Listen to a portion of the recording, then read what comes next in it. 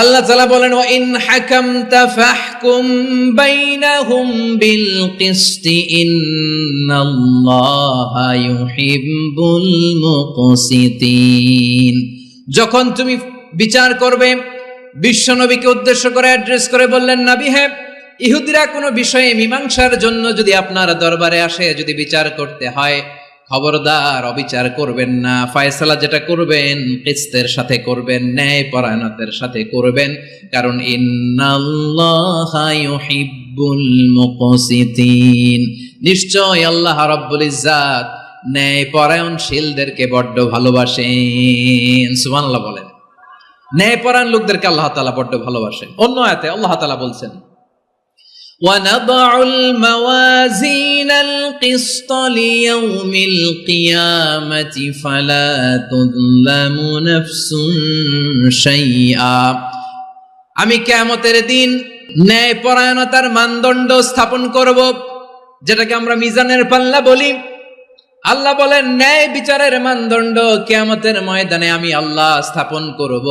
সেদিন কারো প্রতি বিন্দু পরিমাণ, এক চুল পরিমাণ অবিচার করা হবে না, কোনো অবিচার করা হবে না। সেদিন সুশাসন হবে, সুবিচার হবে, ন্যায় পরায়ণতার সাথে বিচার হবে। আওয়াজ করে পড়েন আল্লাহু আকবার। তাহলে প্রিয় ভাইরা, যে তিনটি বিষয়ে আল্লাহ তাআলা আমাদেরকে আদেশ দিয়েছেন, তার প্রথমটা হচ্ছে আদালত, ইনসাফ, সুবিচার, ন্যায় বিচার। এটা আমরা চাই কি চাই না? বিশ্বনবী ন্যায় বিচার, ন্যায় পরায়ণতা, সুশাসন প্রতিষ্ঠিত করেন কি করেন নাই? আপনারা বিশ্বনবীর সিরাত যারা পড়েছেন, আপনি দেখবেন বিশ্বনবীর সিরাতের পরতে পরতে, বাঁকে বাঁকে, সিরাতের বাঁকে বাঁকে এই আদালতের নমুনা মেলে। সুবহানাল্লাহ বলেন।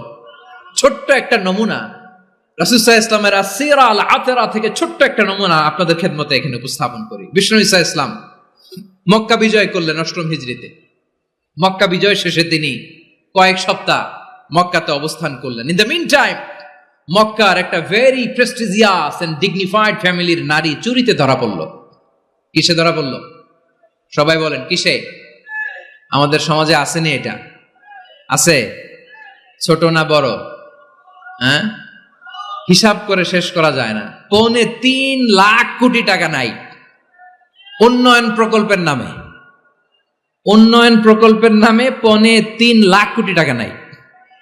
৩.৫ লাখ কোটি টাকা লিখতে পারবেন আপনি? একটানা লিখতে পারবেন? বুঝতেছেন কত বড় সংখ্যা? বনু মাখজুমিয়া গোত্রের এক নারী মক্কায় চুরিতে ধরা পড়ল। বলেন তো, চুরি করলে বিধান কি? কি কাটতে হবে?